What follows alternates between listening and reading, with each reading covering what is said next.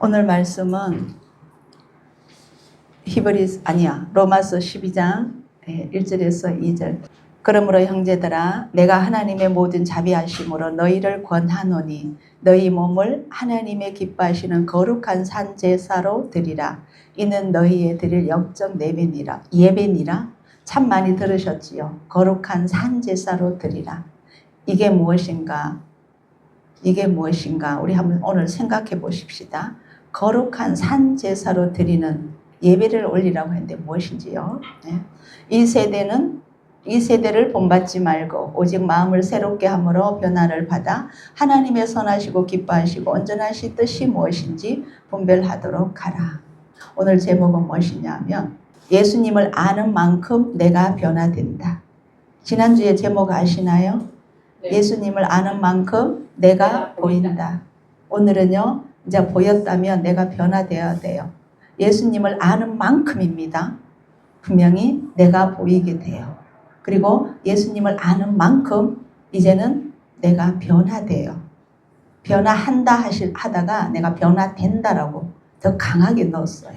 내가 변해야 됩니다. 어제 똑같고 오늘 똑같고 저는 수십 년 정말 잘못 온 길에 제가 애통 한탄하는 사람이라서 이 말씀을 너무나 잘못 알고 있었던 경우였었어요. 저 같은 경우에는. 자, 오늘은 예수님을 아는 만큼 내가 변화된다 해서 아마 다음 주에도 예수님을 아는 만큼으로 제가 또 주제를 가고 싶어요. 주님께서 주시는 대로 잠시 기도 올리겠습니다. 아버지 하나님, 수십 년을 믿었지만 주님을 안다고 했지만 너무나 잘못되게 믿었습니다. 너무나 잘못되게 알았습니다. 이것이 사단의 계략인 줄 모르고 미혹인 줄 모르고 주님 앞에 말씀 안으로 깊이 못 들어갔었습니다. 아버지 이제라도 깨닫게 해주셔서 감사합니다. 눈을 떠나 눈을 감으나 주님 말씀만을 생각하게 하시고 더 많이 깨우치게 하시려고 이리저리 저를 흔드는 것을 저는 압니다. 주님, 오늘도 주님 말씀 들고 이 제단에 섰습니다. 저기에 들려오는 저와 받으시는 모든 줄 심령 위에 성령님께서 역사하옵소서. 한 사람 한 사람의 심령에 계시는 성령님께서 그들을 골수에까지 이 말씀이 사무치게 하고 더욱 이 말씀에 깊이 들어가고 더 사랑하여서 주님 앞에 험없이 정없이 서기를 원하시는 하나님의 뜻하심에 합당한 자 되게 도와주시옵소서. 모든 말씀 예수님의 이름으로 기도 올리옵나이다. 아멘. 진짜 저는 너무 많이 감사해요. 무엇을 하나 영상 하나 듣다가도 어떤 분이 그 영상의 말씀을 딱 하면 저한테는 뭔가가 다른 게 와요. 저거 이런데 저런데 이거였네. 진짜 많이 너무 감사해요. 근데 오늘 또 다 전할 수 있을는지 모르겠습니다. 지난주에 예수님의 그 세계를 다시 한번 짚어주고 싶어요. 우리의 죄만 사해 주신 거 아니에요. 아멘. 그 다음 뭐를 고치게 해주셨다고요? 이사야 53장에 우리의 질병까지도 우리의 마음 치유까지도 우리의 모든 것 죄만이 아니에요. 앞으로는 하나님 안에 주님 안에 살아갈 때 질병도 오지 않도록 우리에게 험한 사악한 마음까지도 다 치료해 주셨어요. 분명히. 근데 예수님 믿는다고 하면서 그 사악한 마음 못 버리고 질병도 고침 못 받고 그건 뭐가 없어서 그러냐면 감사가 없었어. 평안과 기쁨이 없었어. 지난주에 그랬죠. 예수님이 우리에게 충만케 하시기를 원하시는 게 뭐라고요? 너희 안에 나의 기쁨을 평안을 충만케 하려 하노라. 여러 번 강조했었습니다. 그래서 우리 죄만 사하려 주시려고 오신 게 아니에요. 우리의 모든 것, 우리 안에 있는 모든 것, 우리 주변에 있는 모든 것을 성령님께서 보호하시고 깨닫고 지키시고 인도하시기 위하여서 예수님이 십자가에 못 박히셨던 거예요. 오늘 다시 또 반복할게요. 근데 가기 전에 먼저 제가 요한복음의 1장의 마지막을 말씀을 좀 보면서 이거 먼저 할게요. 의라는 것은 이제 완전히 익히십시오. 의는 누구라고요? 의는 하나님의 인재 가운데 설 수 있는 능력을 말합니다. 하나님 앞에 죄 가지고 설 수 있을 것 같아요? 없어요. 우리는 죄를 가지고 설 수 있지만 죄를 가지고 있을 수 있지만 그것을 회개하고 주님 앞에서 예수님께서 우리의 무엇이 되시더라? 중보자 되시더라. 변호인 되시더라. 그죠? 우리 죄를 지었지만 예수님께서 하나님과 우리 사이에서 중보자 역할을 하시면서 우리의 회개를 받으시고 하나님께 다시 또 죄를 지워주시고 올라가도록 해주신단 말이에요. 어쨌거나 어떤 두려움이나 정죄감이나 열등감이나 불안이나 모든 것, 부정적인 것, 그 어떤 것도 가지지 않고 하나님 임재 앞에 설 수 있는 능력을 의미합니다. 아멘. 그러면 잠언에서 의 많이 나옵니다. 이것을 한번 생각하시면서 한번 읽으시면 이해가 더 빠를 거예요. 요한복음에 1장 거의 마지막에 가면은 예수님께서 나다나엘에게 이런 말씀을 하셔요. 빌립과 나다나엘이 예수님께 오는 것을 보고 그에게 이렇게 말씀하십니다. 이는 참 이스라엘의 사람이라 그 속에 간사한 것이 없도다. 간사한 것 그러면은 어떤 의미예요? 부정적인 것. 변덕이 있다. 이런 말도 비슷하죠. 유사하죠. 어제는 이랬다가 오늘은 저랬다가 왔다 갔다 하는 그런 간사함. 그죠? 근데 그 앞에 이스라엘 사람이라. 무슨 이스라엘? 참 이스라엘 사람이라. 그러면 이스라엘 사람이란 말은요. 하나님의 자녀라는 의미를 가지고 있어요. 하나님의 자녀이다. 하나님의 백성이다. 이는 그 속에 간사한 것이 없다. 간사한 것이 있는 사람은 하나님의 자녀가 될 수 없어요. 이 말이요. 이 간사한 것이 나중에 계시록의 14장에 가면은 이는 정절이 있는 자라 세상에 속하지 아니하고 하나님의 어린 양이 어디로 인도하든지 따라가는 자며 그 입술에는 거짓말도 없고 흠이 없는 자예요. 이게 참 이스라엘 사람이에요. 하나님의 자녀라는 뜻입니다. 정말 깊이 묵상해 보십시오. 자, 이렇게 말씀하시고 이스라엘 하나님의 자녀 이스라엘의 사람이라는 그 특징을 딱 말씀하셨습니다. 그리고 나서 나다나엘이 대답하여 가로되 랍비여 정말 당신 먼저 이런 말이 있어요. 근데 나를 어떻게 아셨습니까? 이렇게 물어요. 그러니까 내가 너가 나한테 오기 전에 무화과 나무 아래에 있는 것을 보았다라고 하셔요. 그리고 나니까 그러면 정말 하나님은 당신은 하나님의 아들이시요 이스라엘의 임금이로소이다. 아까 이스라엘의 사람이라 그랬잖아요. 그러면 나는 임금 밑에 있는 사람입니다. 종입니다. 이 말을 의미하기도 해요. 그리고 나니까 뭐라 그래요? 예수께서 대답하여 가라사대 내가 너를 무화과 나무 아래 보았다 함으로 나를 믿느냐? 이보다 더 큰 일을 보리라. 무엇을 보여주실까요? 예수님께서 더 큰 일은 무엇을 의미하실까요? 하늘의 나라 바로 밑에 답이 있죠. 진실로 너희에게 이르노니 하늘이 열리고 하나님의 사자들이 인자 위에 오르락 내리락 하는 것을 보리라 하시니라. 아멘. 실제로 이런 일을 본 사람이 있어요. 마태복음 17장의 변화산상에서 하나님의 사자들이 하나님의 사람들이 예수님과 함께 대화하는 것. 누구와 누구? 모세와 엘리야가 내려왔죠. 그리고 기타 등등 하늘의 일들이 계속 많이 행해졌어요. 예수님을 통하여. 그 뭐예요? 예수님이 스스로 하신 거예요? 하나님께서 성령님을 인하여서 하늘의 것을 하신 거예요? 하늘의 일들을 다 보여줬다는 거예요.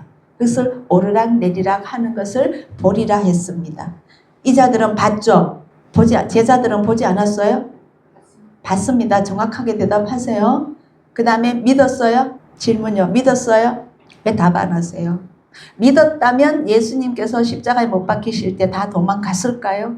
온전한 믿음이 아니었어요. 믿기는 믿은데 반은 믿었다가 반은 안 믿었다가 베드로도 어느 정도는 믿다가 어느 시점에 가면 부인하고 이게 뭐예요? 간사함이에요. 믿기는 믿는데 변덕스러우면 안 된다는 거예요. 어떠한 상황이 나에게 유리하게 되면 감사합니다. 믿고 나에게 불리한 환경이 되면 믿지 않고 내 기분대로 가버리는 것이 이스라엘 사람이 아니라는 거예요. 자, 그런데 실제로 믿어야 했던 상황이 벌어지는 게 십자가의 사건이고 부활의 사건이죠. 아멘. 부활을 보고 나서 돌아가서도 베드로와 요한은 믿지 않았는데 예수님이 오시고 난 뒤에 믿었어요. 그죠?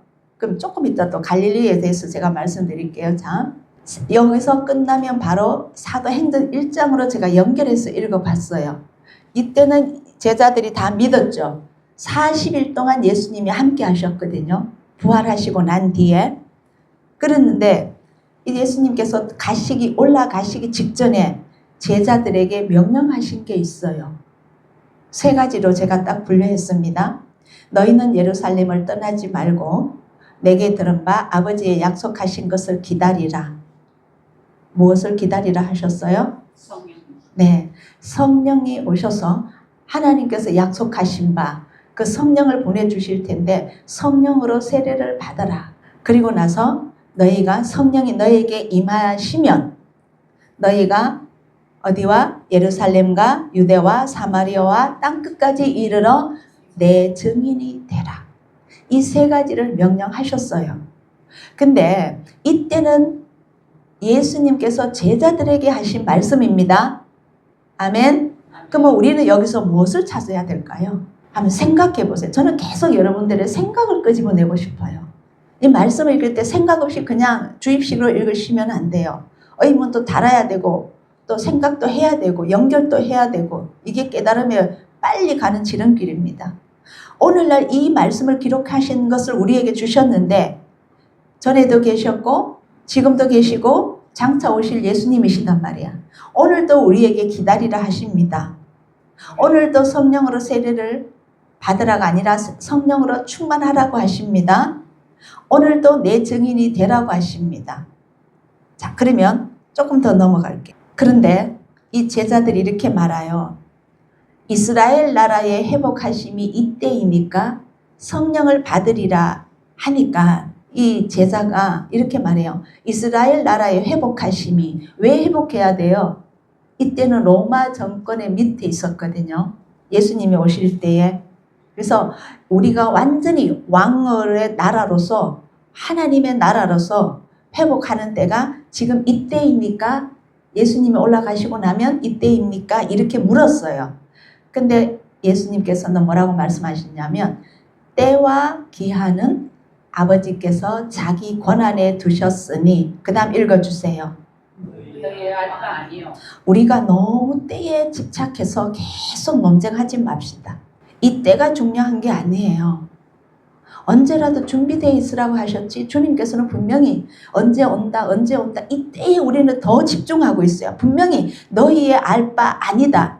이거는 따스함이 있는 것 같아요. 약간의 꾸중이 있는 것 같아요. 꾸중이 있어요. 너희는 자꾸 허탄한 데 더 중심을 두고 있다. 너희 마음과 관심을 여기에 더 많이 둔다는 거죠. 그러기 전에 뭐라고 하셨어요? 마태복음 24장에 가면 깨어 있어라. 예배하고 있어라. 준비하고 있어라. 이걸 더 강조하시는 거예요. 우리는 알거든요. 아니 다시요. 우리를 아시거든요. 우리의 이 간계함과 간사함을 아시거든요. 그때 대해서 바짝 깨어서 지금도 혹시 믿는 사람들 중에 그런 분들 있죠. 지금은 좀 세상 거 좀 즐기다가 마지막 때 가서 회개하고 가서 그때 천국 가면 된다고. 부끄러운 구원이라도 받아도 된다고. 이렇게 말하는 사람도 있습니다. 그만큼 인간은 간사해요. 온전히 세상에 한 발 들여놓고 주님께도 한 발 들여놓고 분명히 주님은 안 된다고 말씀하셨는데도 아직도 그러고 있다고요. 온전한 믿음이 아닌 반쪽 믿음으로. 저도 그렇게 수십 년 살았기 때문에 너무 잘 압니다. 너무너무 잘 압니다. 너희의 알 바 아니요. 분명히 부정적으로 말씀하셨습니다. 그러면서 뭐라고 하셨냐면 이 말씀을 마치시고 저희 보는 데서 올라가십니다. 그런데 구름이 저를 가리워 보이지 않게 하더라. 구름이 예수님 올라가시는 걸 가렸대요. 구름을 타고 올라가신 게 아닙니다. 구름이 예수님 올라가시는 모습을 가리고는 보이지 않게 하더라. 누가? 올라가실 때의 제자들이 자세히 하늘을 쳐다보고 있는데 흰옷 입은 2사람이 저희 곁에 서서 이렇게 말해요. 자, 여기서 혹시 흰옷 입은 2사람 이러면 딱 느낌이 오는 게 있어요? 혹시 어디에 느낌이 오시는 게? 아멘. 아마도 저도 그렇게 느낌이 왔어요. 그래서 제가 줄을 쳐놓았습니다. 성경 읽을 때요, 자세히 읽어야 됩니다. 정말 토 하나 시 하나 흐트리지 말고 자세히. 혹시 이 두 사람이 두정인? 저는 가능하다고 봐요. 자, 이거는 성경이 안 나왔기 때문에 어느 정도의 감은 잡고 갑시다. 자, 그러면서 이 흰 옷 입은 두 사람이 그래서 무엇을 입었다고요? 흰 옷도 옷이라는 것도 이제 명심하고 계십시오. 오늘 주제 여기 다 들어 있습니다. 갈릴리 사람들아 어찌하여 하늘을 쳐다보느냐. 여기서 왜 이 두 사람이 갈릴리 사람들아 이렇게 말했어요? 예수님이 잉태하고 난 뒤에 있다가 노을쯤에 어디로 내려가셨어요? 갈릴리에서 나왔어요? 아니면은 애굽으로 내려갔죠. 애굽에서 나왔어요. 그죠? 애굽으로 피신해서 갔죠. 그리고 난 뒤에 누가 죽고 난 뒤에 다시 갈릴리로 돌아오시나요? 네, 헤롯이 죽고 난 뒤에입니다. 그리고 예수님께서도 어디 갈릴리 나사렛에서 태어나셨죠. 그죠? 그래서 많은 이들이 특히 유대인들이 하는 말이 나사렛에서 이런 분이 나오실 수가 있느냐. 이건 나다나엘도 그런 말 했어요. 나오실 수 있느냐라고 했어요. 갈릴리에 있는 나사렛이라는 동네는 하찮은 동네.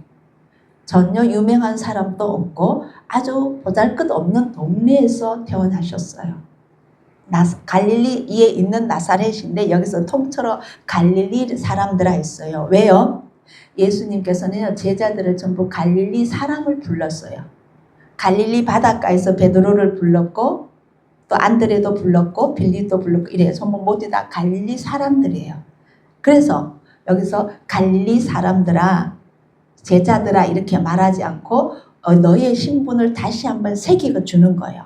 어찌하여 서서 하늘을 쳐다보느냐. 너희 가운데 하늘로 올리우신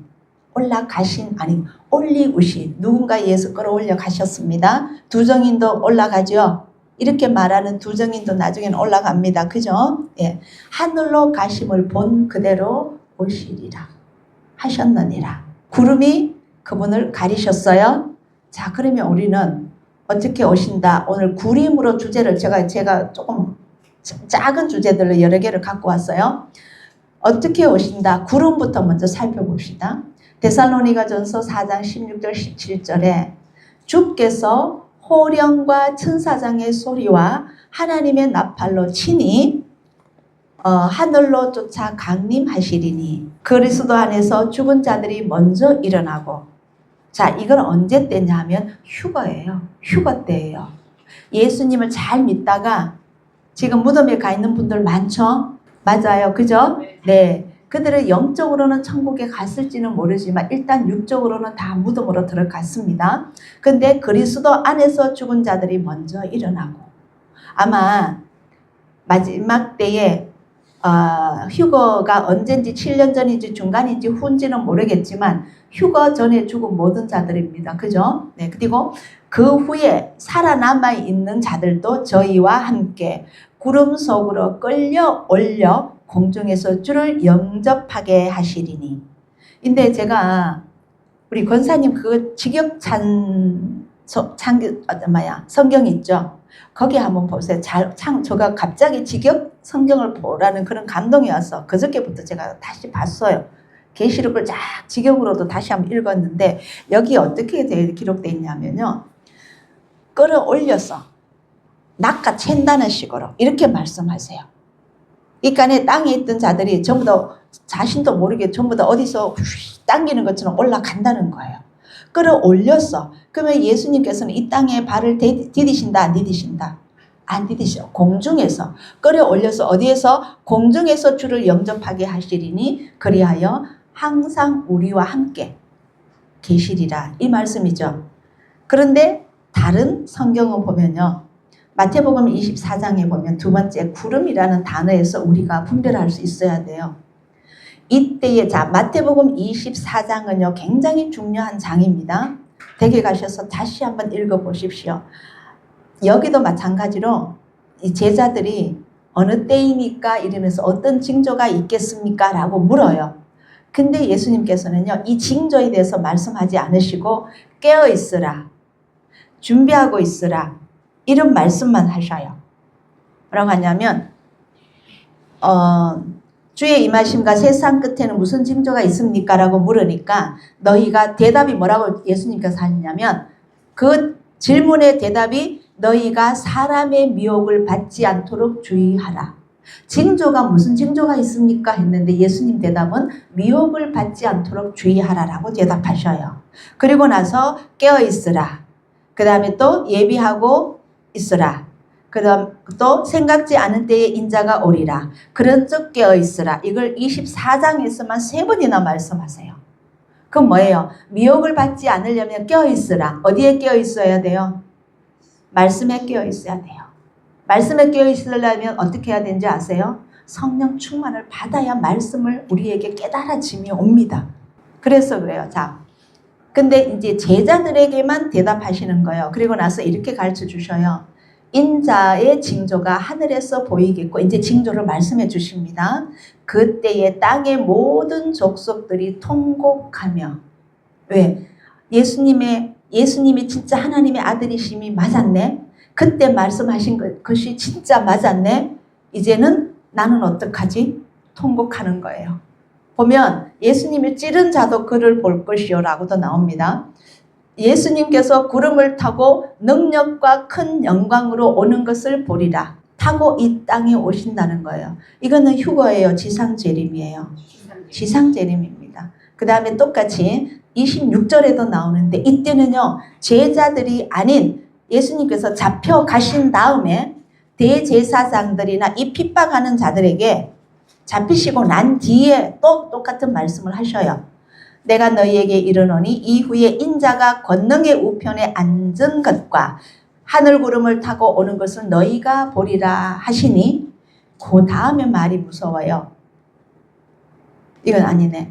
그 다음 말이 뭐라고 하냐면 이 말을 들은 대제사장이요. 자기의 겉옷을 찢어요. 옷을 찢습니다. 그리고는 참남하도다. 이가 하나님의 아들이라고 말하는 것에 참남하도다 이래요. 자, 여기서 옷을 찢습니다. 제가 또 옷이라고 했습니다. 이것도 새겨두십시오. 그리고 나면 사도행전 2장에서 어떻게 돼요? 예수님이 직접 보내신 성령님이 임하시게 됩니다. 오순절 사건이 있게 되죠. 아멘. 성령님께서는 사람들을 재창조하시려고 하늘을 떠나 땅으로 내려오셨습니다. 아멘. 자, 그들은 회개해야 된다는 소리를 하신 적도 없어요.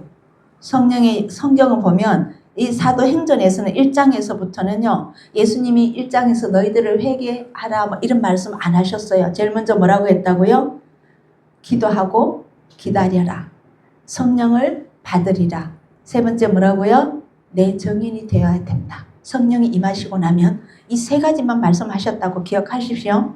그들은 회개해야 된다는 사도행전에서는 말씀한 적이 없었어요. 거듭난 적도 없었기 때문에 이게 무슨 일인지 어떤 일이 일어날지 아무것도 모르고 그냥 모여서 예루살렘 마가의 다락방에 모여서 몇 명이? 120명이? 예, 120명이 모여서 간절히 기도만 하고 있었어요. 근데 사실은 그날은 1장에서는 오시지 않았어요. 이게 사도행전 1장입니다. 그리고 나서 사도행전 뒤에 가면 아마도 이거는 약간의 잘못이지 않을까 싶어요. 성령님의 임재 후에 해도 되는데 기도하다가 모여서 이렇게 얘기합니다. 베드로랑 제자들이 나서서 우리 가룟 유다가 하나님을 배신하고 떠나갔다. 그러면 우리는 12제자가 되어야 되는데 우리가 다시 12제자를 채우자. 그리고는 믿음이 좋은 언제부터? 예수님 처음 사역부터 부활하실 때까지의 모든 과정을 다 지켜본 자들 과정에서 그 자들 안에서 한 사람을 뽑자. 이래가 2사람을 뽑죠. 근데 어떻게 뽑아요? 제비를 뽑는다고 나오죠. 근데 직역 성경에는 어떻게 하냐면 제비를 날려요. 진짜 제비 있죠. 그 제비를 날려가지고 그 제비가 누구한테 가는지를 보고 뽑는 것 방법이더라고요. 근데 모르겠어요. 어느 게 맞는 건지는 모르지만 우리 성경에는 제비를 뽑는다고 하는데 마띠아에게로 가요. 그 제비가. 그러니까 뽑힌 거예요. 그래서 마띠아를 12제자에 넣죠. 그런데 실제로는요, 그 12제자의 신학자들은 말합니다. 누가 들어가야 된다고 생각하나요? 거의 대부분 바울이라고 얘기해요. 바울이라고. 자, 이거는 예수님만이 답을 가지고 계십니다. 그런데 하나는 분명히 성령의 도움 없이 인간의 생각으로 뽑았다는 거. 그리고 난 뒤에 성령님이 2장에서 오십니다. 그죠? 그때에는 다락방에서 기도했다는 말은 없어요. 우리가 이제 해석을 그리 할 뿐이에요. 어쨌거나 그건 중요한 것이 아니니까. 그리고 예수님이 올라가심으로써 휘장도 찢어졌잖아요. 예수님께서 자기의 피를 가지고 하늘의 지성소로 들어가셨다는 것입니다. 그리고 우리에게 대제사장이 됐다는 것입니다. 자, 옛 언약을 깨어지고 새 언약을 주셨다는 겁니다. 아멘. 아멘. 이것을 마태복음 9장에 가면요, 이 말씀이 있어요. 미리 말씀하십니다. 생배 조각을 낡은 옷에 다시 깁지 아니한다. 그러면 생배 조각이 낡은 옷으로서 인해서 해져가지고 이것도 안 되고 저것도 안 되고 옷도 못 입게 된다. 이 말씀 있죠. 그 다음에 또 새 포도주는 새 부대에 넣어야 된다. 낡은 포도주는 낡은 부대에 넣어야 되고 새 포도주는 새 부대에 넣어야 된다. 그렇지 않으면 새 포도주가 새 부대에 넣지 않으면 둘 다 보존되지 않는다. 이 말씀도 있어요. 자, 이게 무슨 말이냐면 새 포도주는 무슨 말이냐? 예수님의 피죠. 아멘. 포도주는 피죠. 예수님의 피인데 이거는 성경 말씀이에요. 그 다음에 새 부대에 넣어야 된다는 것은 뭐냐? 예수님을 믿음으로써 새로운 심령이 된 자들. 예수님을 믿고 새로운 심령이 된 자들이에요. 그 자들을 의미해요. 그래서 새 언약이 주어진 거예요. 뭐요? 예수님의 말씀으로 믿고 예수님을 의지하는 자는 우리 심령에 그 말씀이 딱 들어오면 우리는 새 언약으로서 새로 태어난 새 창조된 자예요. 아멘? 아멘. 믿으세요? 이것을 거듭났다라고 표현하신 거예요. 요한복음 3장에. 근데 거듭난 자는 6이에요? 0이에요? 0으로 태어났다는 걸 더 또 기억하셔야 됩니다. 0이 아니면 성령님의 인도함을 못 받아요. 6은 0을 모른다고 했거든요. 그게 요한복음 14장 17절에 진리의 영이라 세상은 저를 받지 못하고 알지도 못한다고 했거든요. 6은 몰라요. 0으로만 0을 알게 돼요. 그래서 우리는 영으로서 새로 이 창조물로 되었다는 겁니다.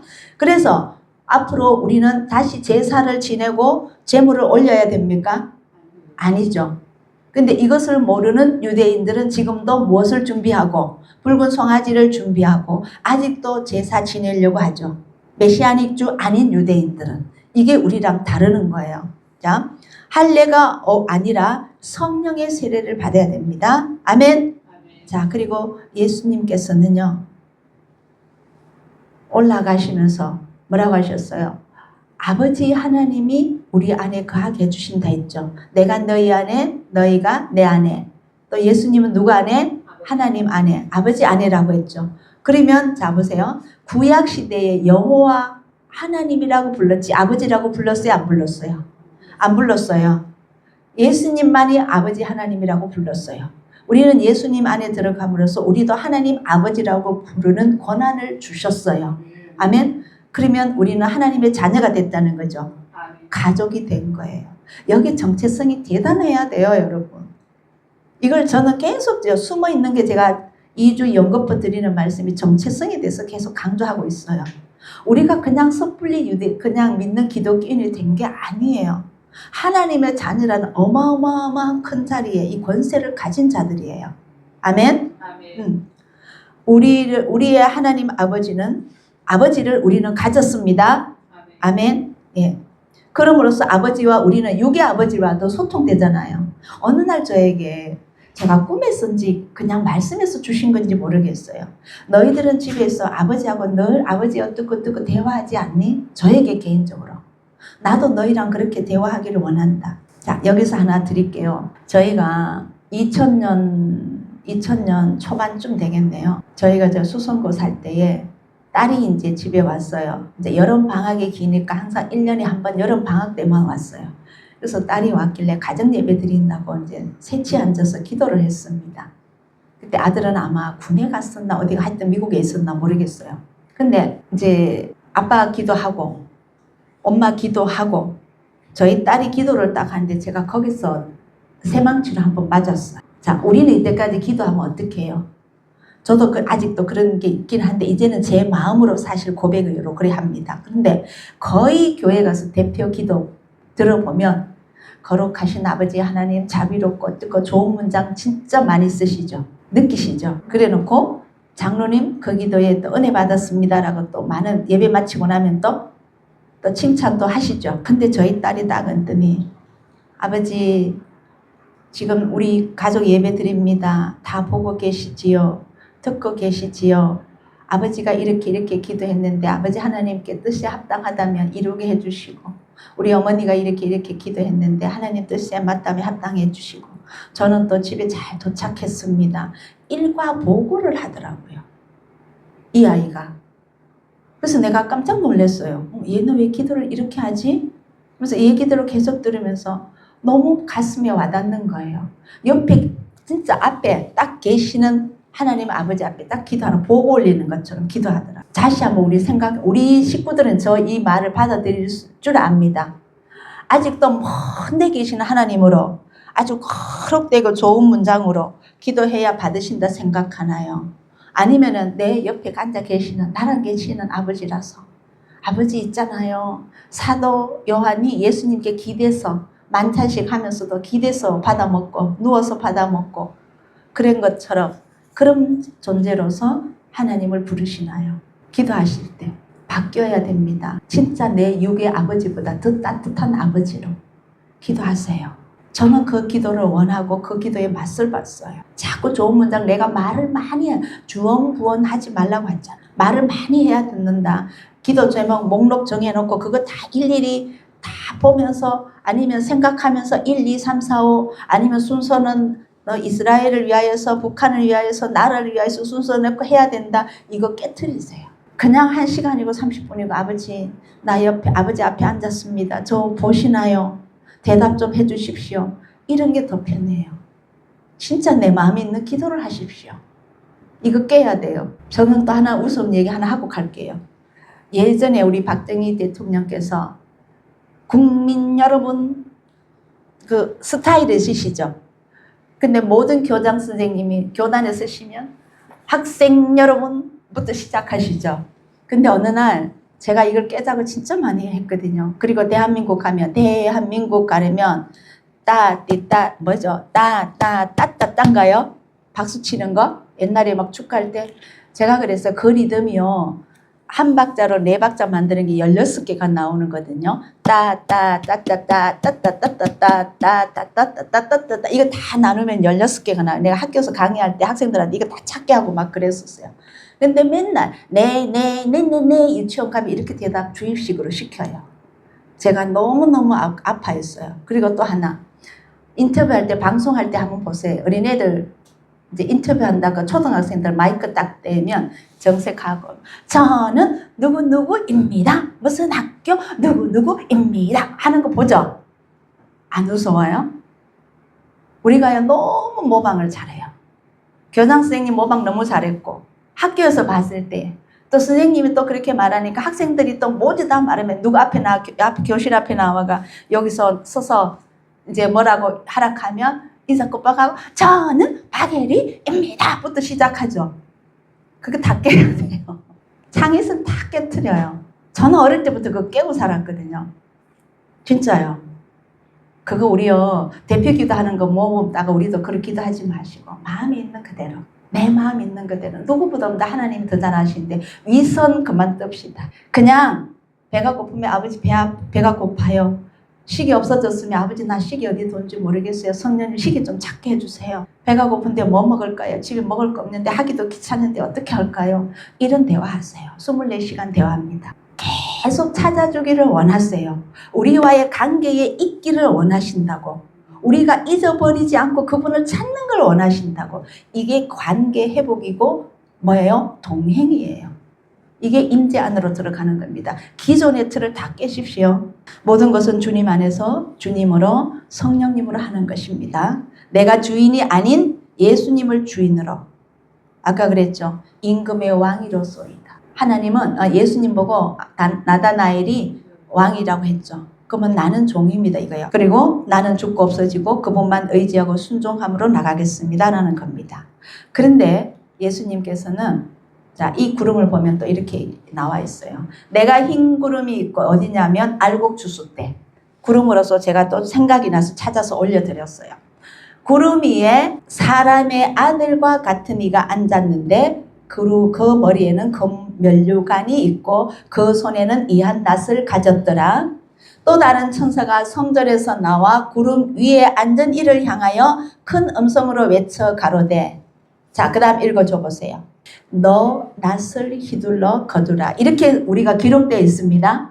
자, 그러면 여기에서 천사가 누구에게 말하는 것 같아요? 성경을 읽어보실 때에. 왜 우리 성경에는 15절에서 천사가 성전으로부터 나와서 구름 위에 앉은 이를 향하여 음성으로 외쳐 가로되 너의 낫을 휘둘러라. 글씨로는 이렇게 보이죠? 아니에요. 아니에요. 위에 사람과 같은 이가 어디에 앉았다고요? 예, 흰 구름 위에 앉아 계시고 금면류관을 들었고 손에 낫을 가지신 분은 예수님이세요. 그래서 주여 낫을 휘둘러십시오 라고 기록되어 있더라고. 그러니까 천사가 이제는 추수할 때가 되었나이다. 주님이 갖고 계신 이 낫을 휘둘러서 추수하소서. 이거 끝나고 나면 대접 심판으로 넘어가거든요. 이제 완전히 이제 재앙으로 넘어가죠. 그런데 알곡 주수는요 예수님이 직접 하셔요. 그래서 낫을 휘둘러서 곡식을 거두십니다. 그런데 계시록 14장 17절에 보면 이제 가라지 주수가 나와요. 제가 올렸나요? 네, 올렸네요. 보세요. 또 다른 천사가 하늘에 있는 성전에서 나오는데 이 또한 이한 낫이란 말은 아주 날카로운 낫이에요. 낫을 가졌더라. 또 불을 다스리는 다른 천사가 제단으로부터 나와서 이 한 낫을 가진 자를 향하여 큰 음성으로 불러 가로되 너의 이 한 낫을 휘둘러 땅의 포도송이를 거두라. 포도가 익었느니라. 이 가라지 주스입니다. 여기서는요 가라지 주스 때는 예수님 직접 안 하세요. 불을 가진 천사가 낫을 휘둘러서 전부 다 불못에 던집니다. 그 차이가 있습니다. 이제 성경 보실 때 자세히 보라고 제가 이걸 추가로 올렸습니다. 아멘. 자, 더 질문은 오후에 나눔 시간에 할게요. 자, 그 다음 넘어갑니다. 앞서서 예수님 말씀에서 우리에게 세 가지를 말씀하시고 가셨다 그랬습니다. 첫 번째 뭐라고요? 기다리라. 그러면 우리는 무엇을 기다려야 될까요? 오늘날.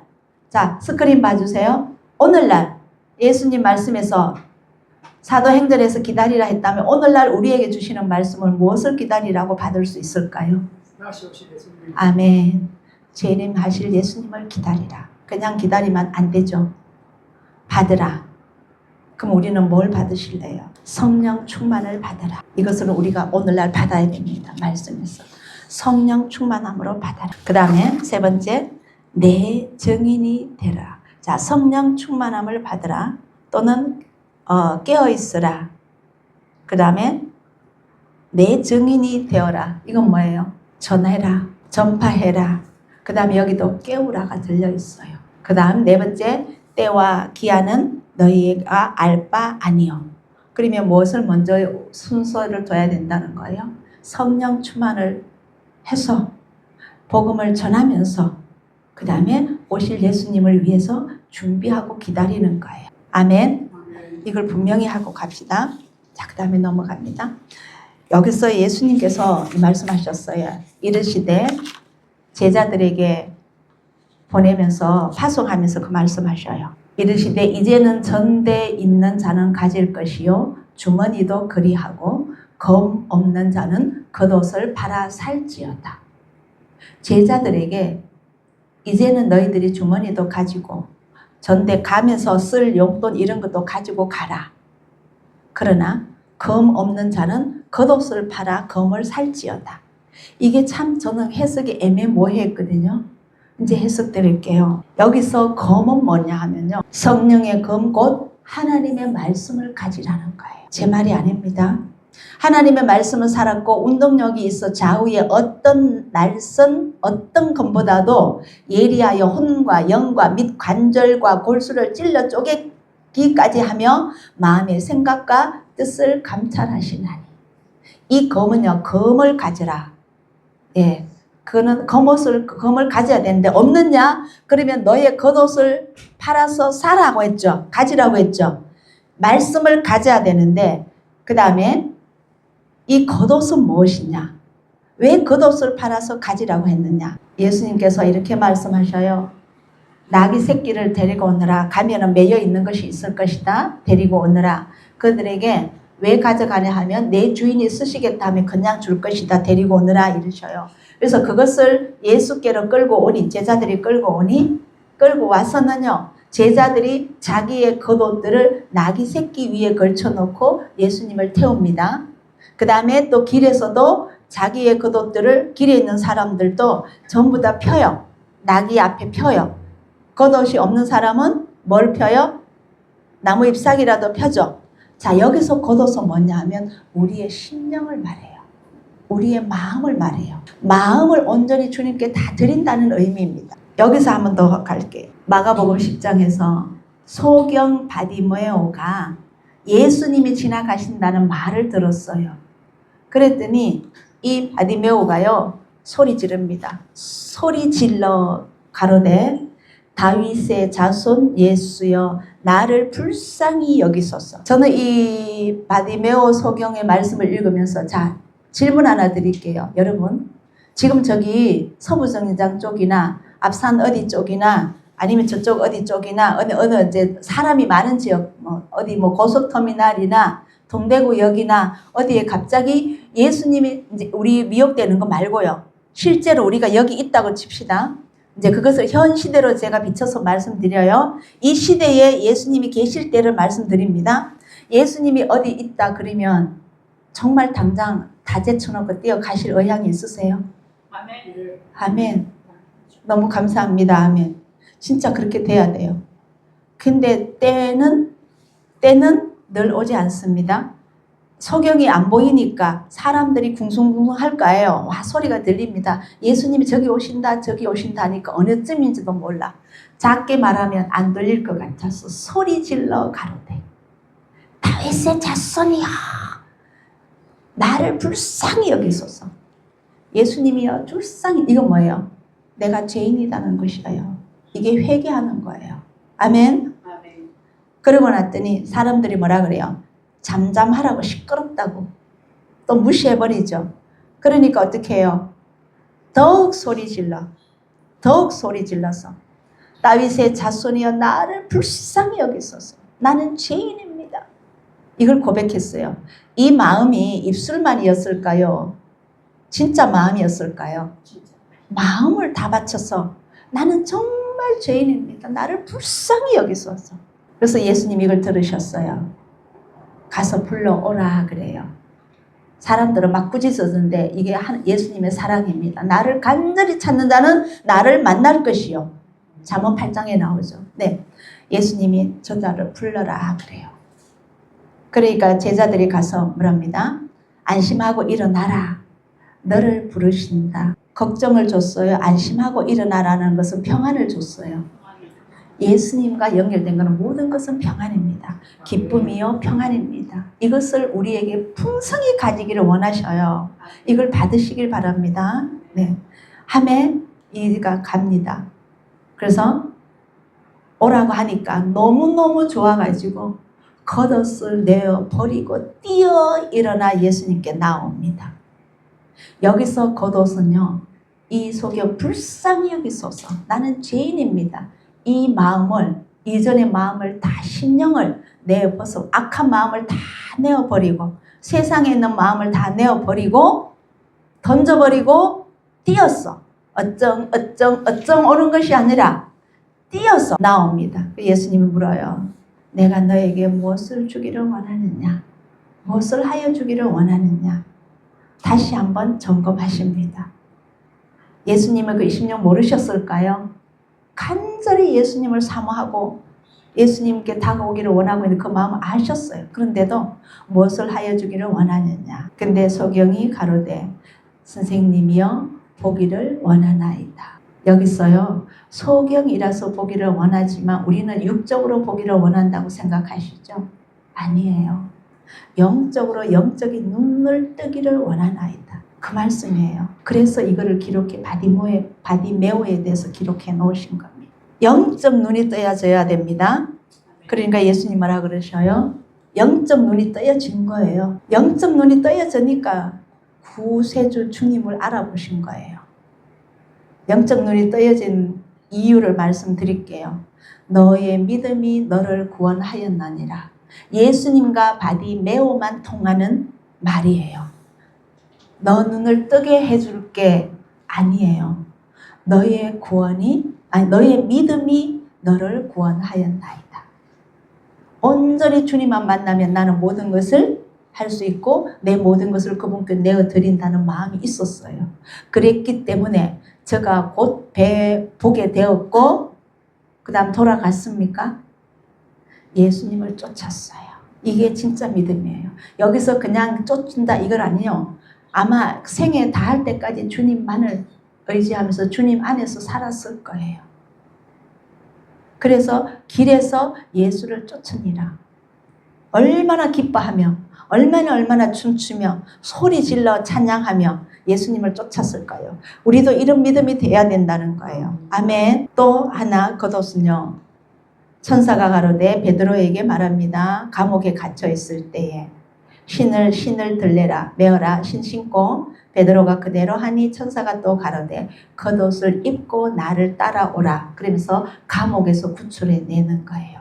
여기서도 이 겉옷은요. 베드로의 온 마음을 의미하기 때문에 가지고 오라 그래요. 너 마음을 딴 데 두지 말아라. 믿고 나를 따라라. 믿음으로 나를 따라오너라. 그래서 자기도 모르게 감옥 밖으로 나갔죠. 그리고는 기도하고 모여있는 데서 가서 놓고 하잖아요. 근데 베드로 소리 듣고도 여종문이 나와서 베드로가 왔다 하니까 안 믿었죠. 기도하고 있으면서도 안 믿어요. 우리 이런 믿음 되면 안 된다는. 그 다음에 우리는 감각 영역이 있고요. 육적인 영역이 있고 영적인 영역이 있습니다. 우리는 영적인 영역으로 변화되어야 돼요. 아멘.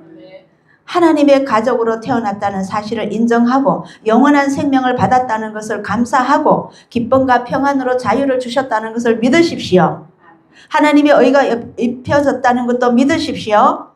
그리고 우리 모두 각자 한 사람 한 사람이 기도로서 지성소에 들어갈 수 있다는 것도 믿으십시오. 예.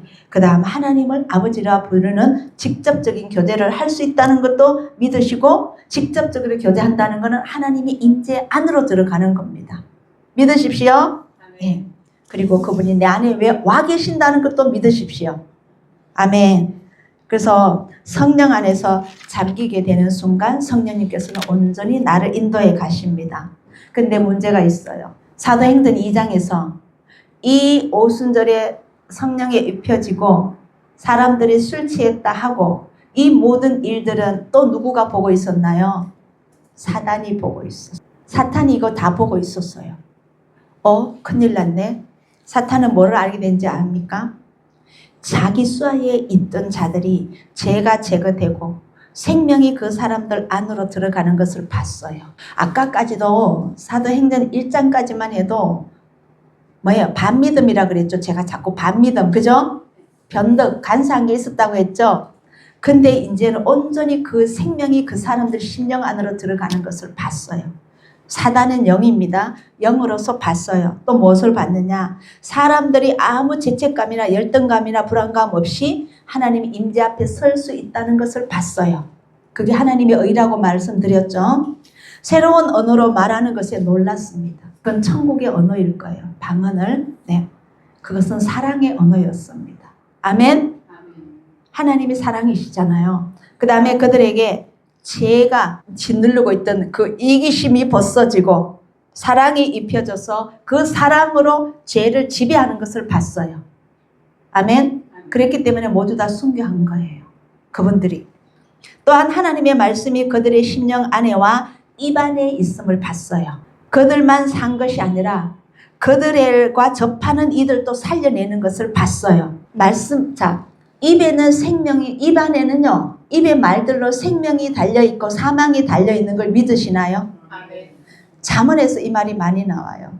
이 말씀 먼저 하고 가야 되겠네요.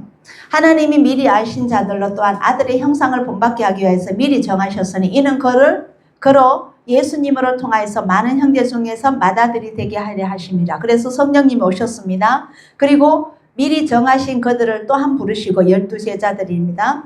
그 부르신 그들을 또한 의롭다 하시고 성령님으로서 입혀짐으로써 의롭다 하신 그들을 또한 영화롭게 하셨느니라. 어떻게 영화롭게 하셨어요? 다 하나님을 위하여서 예수님을 위하여서 예수님과 동일하게 목숨을 내놓게 하셨습니다. 근데 계시록 21장에 가면은요. 보석 나오죠. 그리고 문이 나오죠. 그리고 12기초석이 나오죠. 자세히 보면은요. 여기 계시록 21장에 12문이 있어요. 동서남북에 3문씩 있어요. 그 문 이름에 누구 이름이 기록되어 있느냐 하면 야곱의 12지파 이름이 기록되어 있습니다. 그리고 새 예루살렘 성에 성곽이 있어요. 12성곽이 있어요. 곽이 있는데 그 12성곽은 누구의 이름으로 되어 있는지 아세요? 12제자 이름이 되어 있어요. 그래서 계시록에 보면 24장로라고 나오는 게 제자들 12명과 야곱의 12지파 그들이에요. 그 족장들이에요. 그래서 24장로예요. 그러니까 그들을 영화롭게 했다는 게 계시록 21장에도 증명해 줍니다. 왜 성령님이 임하셨는가? 이 자들은 혈육에 속하여가지고 혈육의 속에 사망으로 말미암아 사망의 세력을 잡은 자 마귀를 없이 하기 위하여서 그들 심령에 성령이 부어진 거예요. 또 죽기를 무서워함으로 일생에 매여 종 노릇하는 모든 자들을 놓아주려 하심이라. 아멘.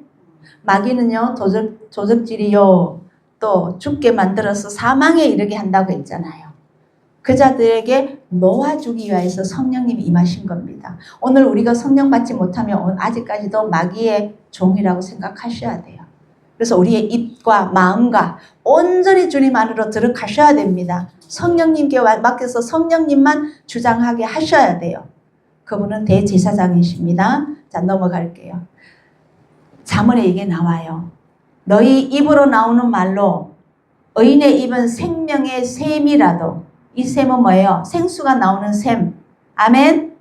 악인의 입은 독을 머금느니라. 사망에 이르게 한다고요. 우리 진짜 입 지켜야 돼요. 입 지키기 전에 먼저 지켜야 돼요. 제가 맨날 말씀드렸잖아. 마음 지키는데 말하기 전에 뭘 넣지 말아라. 감정을 제외한 말을 해라. 기분 나쁜 게 탁 올라오니까 그 말에 탁 얹어서 내뱉어요. 그게 독입니다. 독. 일단 모든 사람을 보든요. 먼저 웃으세요. 그리고 뭔가가 불쾌한 게 올라오면 먼저 무슨 말을 내뱉어 버리냐면 주님 그 사람 사랑합니다. 주님도 사랑하시지요. 저도 사랑합니다. 아니면 주님 그분을 축복합니다. 하고 말하세요. 감정이 올라오거들라.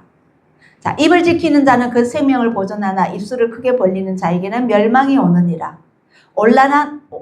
말이 안 되는 온량한 혀는 곧 생명나무라도 패려한 혀는 마음을 상하게 하느니라. 독 뿌리지 마십시오. 네. 내 입술로 인하여서 한 생명을 살리고 죽입니다. 그걸 진짜 중요해요. 자, 그러면 우리는 어떻게 변화를 받아야 되느냐? 사탄은요 알았어요.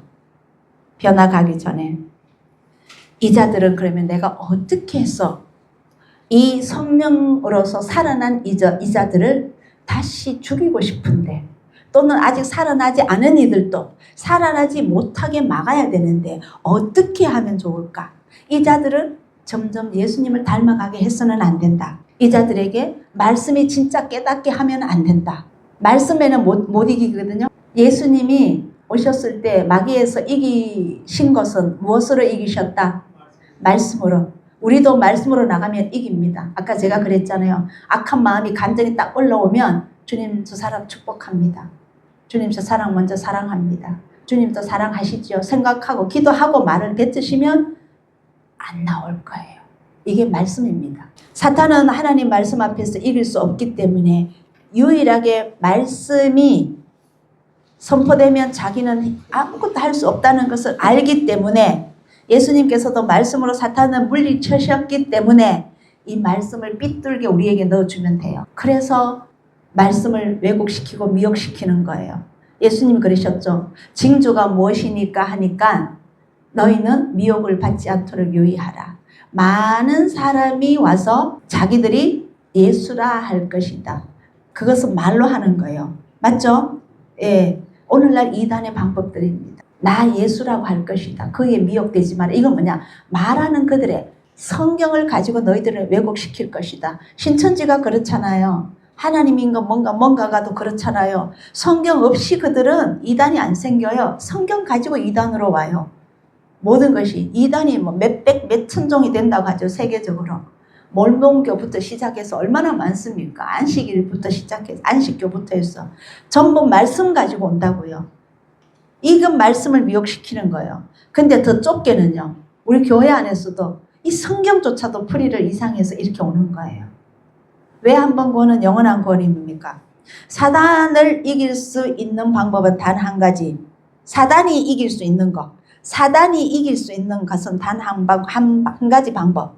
말씀을 왜곡시키는 방법을 이제는 알았어요. 그래서 진리 안으로 들어가지 못하게, 진리를 깨닫지 못하게 진리를 왜곡시켜야만 했습니다. 그들의 마음에 원하는 것들을 더 미혹하여, 마음이 원하는 것은 뭘까요? 하나님이 뭐라고 하셨어요? 그들의 마음의 생각이 항상 그것을 이용하는 거예요. 네가 더 잘 돼야 된다. 네가 더 많이 가져야 된다. 네가 더 높아야 된다. 남들보다 더 잘나야 된다. 더 뭐 할까요? 존경받아야 된다. 이런 것들. 사람들이 예수님을 닮아가는 것을 막아야만 했다. 그래서 그들에게 사랑을 벗겨야 했다. 사랑을 벗기면 뭐 줄까요? 사단은. 이기심 줘요. 이기심. 사랑은 뭐예요? 나의 유익을 굳지 않고. 사단은요. 나의 유익을 추구하고. 내 이익만 계속 찾도록 만드는 거예요. 사단은요. 알아요. 사랑이 들어가면 사랑이 자라고. 왜요? 우리는 성숙되잖아요. 사랑이 자라고 사랑이 증가하고 사랑이 퍼지는 것을 막아야 했어요. 12제자 보세요. 바울 보세요. 복음을 전하고 사람으로서 스데반 보세요. 사람으로서 그자들 미워하지 않고 죽었어요. 그것을 보고 깨우친 자들이 많았죠. 진짜 사랑이네. 미국에서 어느 영상 보니까 감옥에 가서 그 전도하시는 분들이 창살 있잖아요. 감옥에 창살 있잖아요. 감옥 갇혀있어. 그 창살 사이요. 다리 2개를 내가 발을 씻기고 울면서 그들을 위해서 기도하더라고. 근데 그를 회심하는 확률이 그렇게 많대요. 오직 사랑만이 생명을 살릴 수가 있어요. 하나님은 사랑이시다. 네, 이것을 못 가지게 하려기 위해서 우리에게는 이기심을 부추기는 거예요. 육체를 사랑하게 해야 했고 물질을 사랑하게 해야 했고 정욕을 부려서 순결을 더 깨트려야 했고 사람들의 마음을 혼적으로 육적으로 생각해야 했고 모든 것에서 중독을 시켜야 했어. 육이 더 많이 가지기 원하는 것. 그래서 정신이 혼미하게 해야 했고 온전한 사고를 바로 하지 못하게 해야 했고 또 하고 있습니다. 오늘 날까지도. 그래서 중독이 그렇게 많은 거예요. 그 마약 중독하신 분 보세요. 온전한 정신 할 수 있습니까? 사고 바로 판단할 수 있습니까? 못해요. 바로 판단을 못하도록 우리에게 몸에 씹는 것이 뭐예요? 짐승의 표예요. 기계로서 이제 조절 다 하겠다는 거예요. 하나님을 못 찾게 하기 위해서. 그래서 이 세상에는요. 2가지의 세력이 있어요. 이기심이냐 사랑이냐. 이걸로서 사단은요. 우리는 사랑을 택해야 되고 사단은 이기심을 택하도록 우리를 유혹합니다. 그래서 하나님께서는 이것을 아시고 우리에게 사랑을 넣어주셔야 됐어요. 성령님은 사랑이시지요? 아멘. 에덴 동산에서 빼앗겨버렸던 잃어버렸던 하나님의 사람을 어디에서? 사도행전 2장에서 오순절 사건에서 다시 찾아야 했어요. 그래서 찾기에 재창조를 하셔야 됐던 거예요. 그것이 다시 말하면 영으로서 살림을 받는 것, 살려주는 것인데 그것이 거듭남입니다. 새로운 피조물로 살리셔야 됐던 거예요. 그리고 우리에게는 아버지가 되셨고 우리를 영원히 함께 해주신다고. 함께 해주시는 거 믿습니까? 아멘. 그러므로 우리는 새로이 변화를 받아. 자, 그러면요. 거룩한 산 제사를 드리라. 이게 뭘까요? 어떤 느낌이 오나요? 무엇으로서 거룩한 산 제사를 드리는 것? 성령 충만으로 그분과 동행해야 됩니다. 아멘. 성령 충만으로 멀리 계신 하나님, 항상 뭐라 그러나 늘 이놈같이 이놈하면서 바라보실 그런 하나님이 아니고 내 안에 와 계시고 내 옆에 항상 앉아 계시고 같이 걸어가시고 같이 누워 계시는 하나님이심을 회복하셔야 돼요. 그런 교제, 우리 안방에 늘 계시는 하나님, 내가 무엇을 하든 하나님을 찾는 걸 간절히 원하시는 그 하나님을 찾아야 됩니다. 이것을 거룩한 산제사로. 하나님 바로 옆인데 내가 음란 짓 하겠어요? 하나님 지금 바로 옆에 딱 보고 계시는데 내가 욕하겠어요? 하나님 옆에 계시는데 내 유익만을 추구하려고 양심 쫄릴 거예요. 이제 양심 쫄릴 것입니다. 그래서 이 세대를 본받지 말고 오늘날 이 세상 사람들 본받지 마십시오. 이 세대의 문화 본받지 마십시오. 이 세대에 유행하는 거 본받지 마시고 교회에서 잘 나가는 어느 장로님 본받지 마시고 오직 마음을 새롭게 함으로 누구만 본받아라? 예수님만 본받아서 변화를 받아 하나님의 선하시고 기뻐하시고 온전하신 뜻이 무엇인지 분별해라. 자, 우리 해야 하는 것들 새기십시오. 골로새서 1장 9절에 너희로 하여금 모든 신령한 지혜와 총명에 첫 번째 하나님의 뜻을 아는 것으로 채워라. 아멘.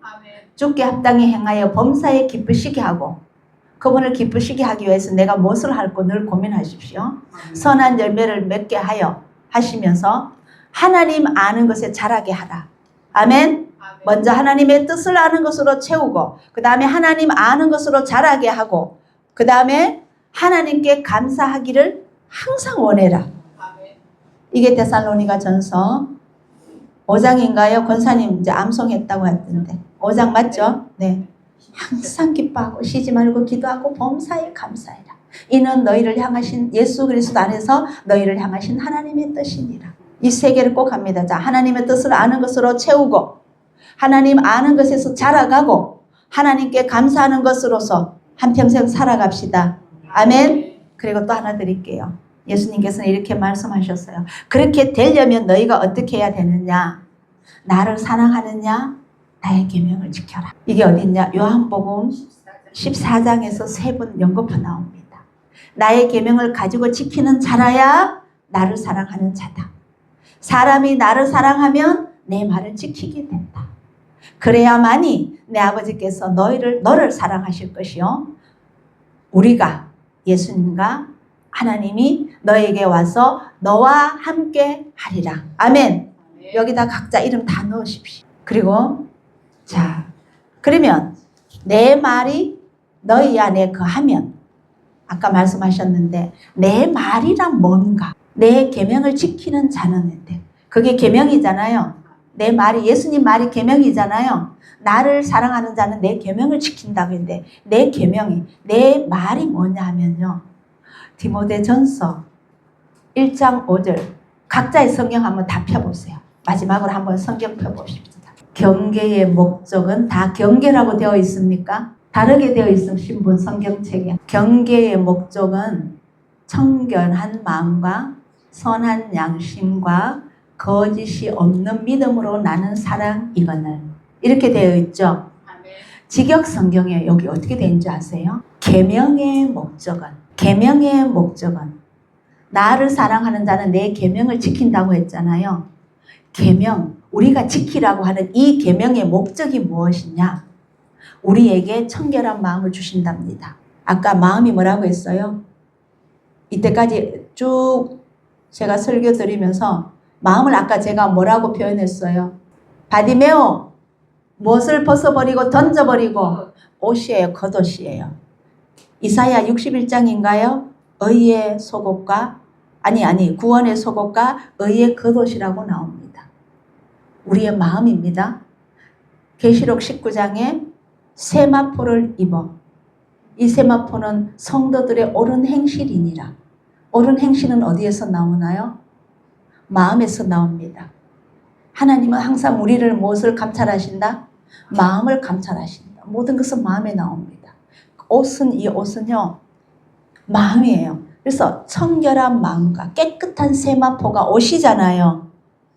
이제는 옷이 마음이라는 것도 연결해서 해석하십시오. 청결한 마음과 그 다음에 선한 양심, 그 다음에 거짓이 없는 믿음에서 나는 사랑이거늘. 지난주에 제가 세상에 있는 사랑은 진짜다 가짜다. 오직 성령님이 오심으로써 우리에게 진짜의 사랑이 최초로 입혀진 거예요. 진짜의 사랑이 세상에 처음으로 나타난 거예요.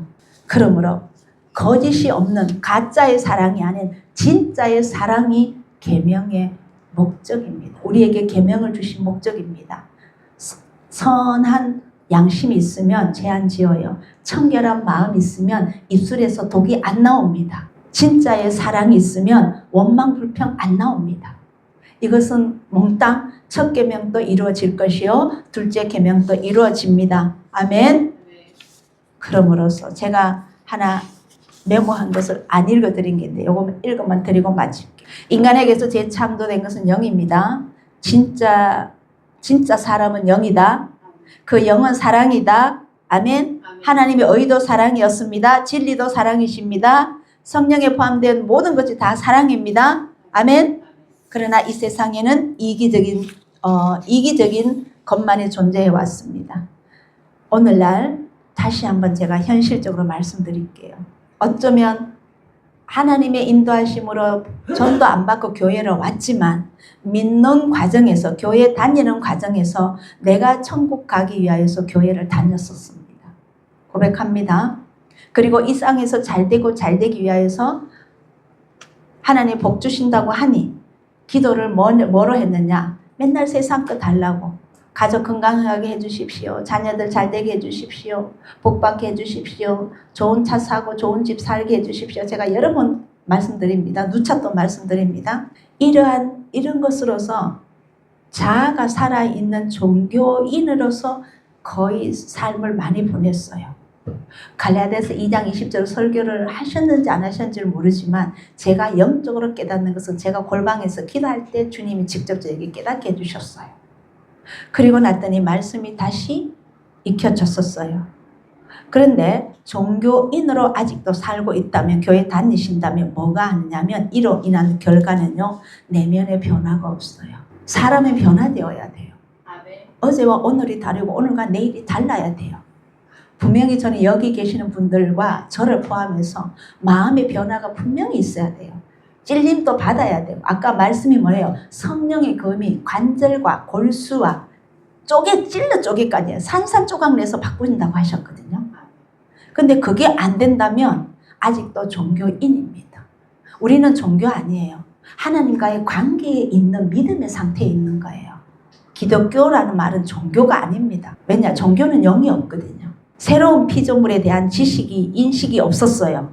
아직도 없을 거예요. 자신이 누구이며 어떻게 살아야 하는지 정답을 모르는 정체성을 갖고 있었어요.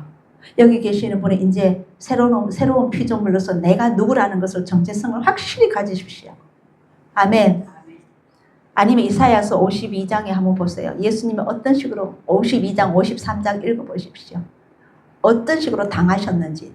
나 한 사람을 살리기 위하여서 나 한 사람의 죄를 다 짊어지고 질병을 짊어지고 허물을 짊어지고 하시기 위하여서 영으로서 재창조물이라는 인식을 깨닫지 못하고 나니까 예수님을 믿는다고 말로만 하지 구별된 삶, 세상을 놓지 못하는 것이었습니다. 그리고 세상을 안 놓고 살다 보니까 오로지 그분만을 의지해야 된다는 것조차도 깨닫지 못했습니다. 외식으로 살았어요. 외식하는 자 구원 없습니다. 마태복음 6장에 보면 그분만을 의지하는 것이 종의 자세인데 내 것을 완전히 내려놓지 못했다는 거예요. 그래서 예수님 뭐라고 했어요? 예수님이 제일 싫어하는 것이 뭔지 아세요? 라오디게아 교회. 그의 한 사람이 저였었다고요. 뜨겁든지 차갑든지 해라. 미적은 것은 토와 내친다. 토해 내친대요. 없어요 구원. 그러므로 우리는 하나님의 본성을 입은 하나님의 의를 입은 진리에 되시는 분이 우리 안에 와 계시므로 나는 오늘부터 어떠한 존재가 되어야 되는지 어떠한 마음가짐으로 살아야 되는지 어떠한 말만 해야 되는지 아멘. 제가 지난주에 말씀드린 6가지 혹시 기억하시나요? 첫 번째, 영적으로 살기 위해서는 절대 하지 말아야 되는 거 6가지. 뒷담, 험담의 자리 가지도 말고 하지도 맙시다. 아멘. 그러면 뭐 어떻게 해야 돼요? 덕을 세우는 말을 합시다. 아멘. 아멘. 두 번째, 거룩한 것을 더럽히는 세상의 문화, 오락의 자리에 가지 맙시다. 예를 들어서 골프 치러 갔는데 왠지 골프 치러 갈 때 내 가시도 좀 하고 싶고 해외여행을 가든지 국내에서 내 골프 치러 가고 싶다. 사람한테 누가 나 무시하면 나 그냥 명품 입고 가시 좀 골프 흔들면서 가시 좀 하고 싶었다. 이게 문화다. 오락이다 한다면 하지 마십시오. 나를 어느 순간에 틈으로서 해서 나를 망가뜨리고 오거든요. 그러면 구원이 없을 수 있어요. 무엇을 하느냐가 중요한 것이 아니라 마음가짐이 중요해요. 근데 그 사람들 세상 속에 끼어들면 작년이 흘러 들어오게 돼 있습니다. 그럼 뭐예요? 세상의 오락과 문화 자리에 가지 말려면 그것 모두 다 제거하고 영혼을 밝게 하는 자리로 옮겨갑시다. 아멘. 내 마음의 상처나 뿌리 이런 거 있다면은 무엇으로 해야 할까요? 용서와 사랑으로 채웁시다. 예, 그 다음에 영적인 비교와 경쟁 자리 이런 시기 질투가 있는 자리라면 우리는 감사로만 바꿉시다. 그 다음에 미래에 앞서가는 걱정, 불안, 오지도 않은 것에 대해서 불안하고 지금 마지막 때도 똑같죠. 그때와 기한은 너희가 알 바 아니요. 여기에 대해서 미리 걱정하고 두려워하고 이런 거 하지 말라고요. 사단이 주는 겁니다. 불안과 두려움은 사단이 가장 잘 써먹는 무기입니다. 이런 것들은 뭐예요? 오직 주님만, 성령님만 의뢰하고 신뢰합시다. 아멘.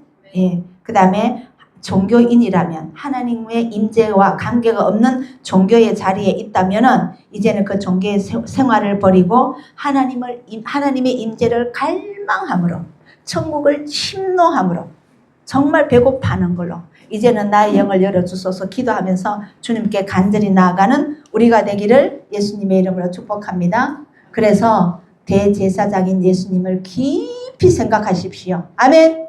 그 다음에 충만을 구하십시오. 그래서 어떻게 해야 되느냐? 왜 우리 보고 충만하게 하라 하냐면요. 왜 그랬냐면 책망할 것이 없는 자로 하나님 앞에 세우기 위하였어. 책망할 것이 없는 자로 세우기 위하였어. 뭐예요? 책망할 것이 뭐가 없는지 제가 다 찾아봤어요. 험이 없는 자, 거룩하고 험이 없는 자 여러 군데 나옵니다. 혹시 집에 가시면 에베소서 1장 4절, 5장 27절, 빌립보서 2장 15절, 데살로니가전서 2장 10절, 유다서, 그 다음에 베드로 후서 모든 곳에서 거룩하고 험이 없게 하시려고 책망할 것이 없는 자로 빛이 있는 자로 하나님 앞에 세우기 위해서입니다. 아멘. 그러므로 뭐로 충만해야 된다고요? 지난주에 진리로, 성령으로, 기쁨으로, 믿음으로, 은혜로, 사랑으로 더 많을 거예요. 다 각자 찾아보십시오. 그래서 우리는 오직 그 입에 거짓말이 없고 험이 없는 자로 예수님이 어디로 인도하든지 간사하지 않고 변덕스럽지 않아서 묵묵히 따라가는 자. 아멘. 아멘. 그 다음에 어린 양에 속해 있는 자가 되어야 될 줄 믿습니다. 자, 그러므로 그 입에 거짓말이 없고 험이 없는 자가 되려면은 나의 모습은 변화되어야 됩니다. 아멘. 오늘부터 내 모습이 보여져야 됩니다. 보여집니까요? 한 주간 내 모습이 혹시 보여지신 분? 내가 왜 이러지? 나 이러면 안 되는데. 야, 자기 이름 부르면서 너 이러면 안 되잖아. 혹시 이런 말을 한번 하시면서 자기를 비추시면서 자기를 책망하신 분 웃으시는가 보니까 해보셨고. 그럼 이번 주는 변합니다. 이제는 자기를 칭찬하세요. 너 변했네. 자기 이름 부르면서 축하한다. 누구야. 축하한다. 예지가 예지에게 축하한다. 예지야. 예지 너 변했네. 너를 분리시키는 우리 연습 많이 해야 돼요. 우리 각자요 분리시키는 거 하셔야 돼요. 내 모습을 나를 분리시켜 볼 줄 알아야 됩니다. 저는 많이 합니다. 해보세요. 진짜 변화돼요. 변화됩니다. 아멘. 하 집사님, 아성애야, 너 언제 이래서? 너 이런 것도 생각할 줄 알았네? 야, 예수님 기뻐하시겠다. 주님 기뻐하시지요? 이렇게 변화시켜서 감사합니다. 늘 하십시오. 아멘. 자, 그러므로 오늘도 들은 말씀으로서 감사 올리면서 자, 변화되는 내 모습으로 자신을 칭찬하고 내 모습을 보이고 때로는 나를 부정하기도 하고 내 모습을 나의 두 모습으로 영적과 혼적인 것으로 분리하시기를 예수님의 이름으로 축복합니다. 음악 주세요. 아버지 하나님 감사합니다. 우리에게 내 자신을 보이게 해주시고 내 자신을 변화시켜 주시고 이제는 마지막에 성령님의 인도함으로 들어가게 해주셔서 감사합니다. 아버지 믿고 감사를 먼저 올립니다. 그렇게 될 줄 믿습니다. 이제는 하나님께서 기뻐하시는 기쁨을 올려드릴 수 있을 줄 믿습니다. 하나님의 뜻을 아는 것으로 채워주실 줄 믿습니다. 그래서 감사를 올립니다. 하나님을 알게 하시는 것으로서 해주실 줄 믿습니다. 그래서 감사를 올립니다. 날마다 우리 입술에서 감사만이 은혜가 이렇게 많은 줄, 은혜의 양이 이렇게 많은 줄 점점 깨달아가는 우리가 되게 도와주시옵소서. 함께 하옵시길 예수님의 이름으로 기도 올리옵나이다. 아멘.